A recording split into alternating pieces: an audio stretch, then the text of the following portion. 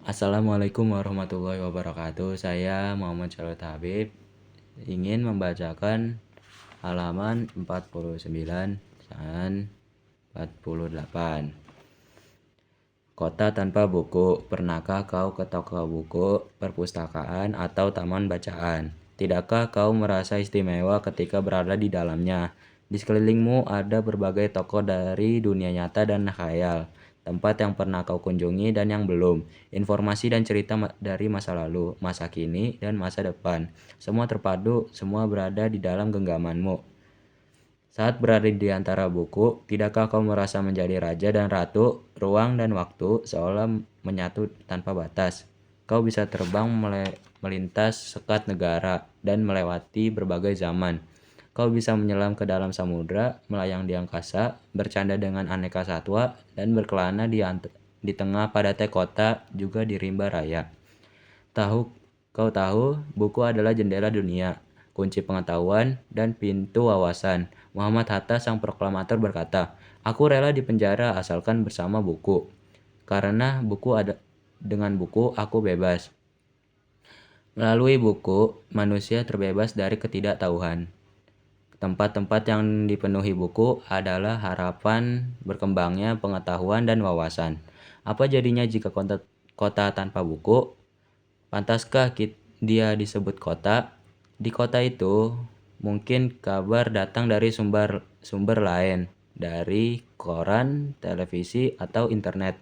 Mungkin informasi dan cerita datang dari cerita nenek moyang, berbagai dongeng-dongeng sebelum tidur. Irama warga pun tiada beda. Bangun pagi, bertebaran di muka bumi untuk berbagai keperluan, untuk kembali pulang siang atau sore harinya. Setelah itu, mereka berangkat tidur dan mulai lagi hari berikutnya. Semua serupa.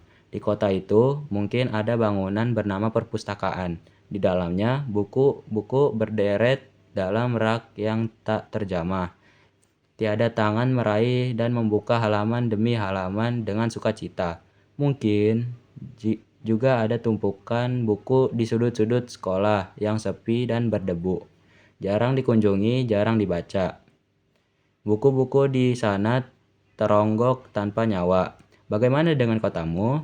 Mungkin kau tinggal di tengah kota yang megah atau di gang sempit, di desa terpencil, di pesisir pantai, atau di kaki gunung. Adakah perpustakaan, taman bacaan, atau toko buku di dekat rumahmu?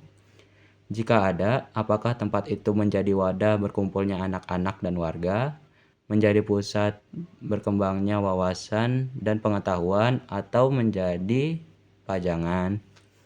Maukah kamu menjadi orang yang menghidupkannya? Kau bisa mengunjunginya dan mengajak teman-teman membaca dan berbagi cerita di sana. Jadikan tempat itu sumber kegembiraan dan pengetahuan. Jika tempat itu belum ada, maukah kau menjadi orang yang mulai menghadirkannya? Kau bisa memulainya dari sebuah sudut di teras rumahmu. Ajak teman-temanmu mulai langkah baru. Jangan biarkan waktu berlalu tanpa buku. Siapapun dirimu, bersahabatlah dengan buku.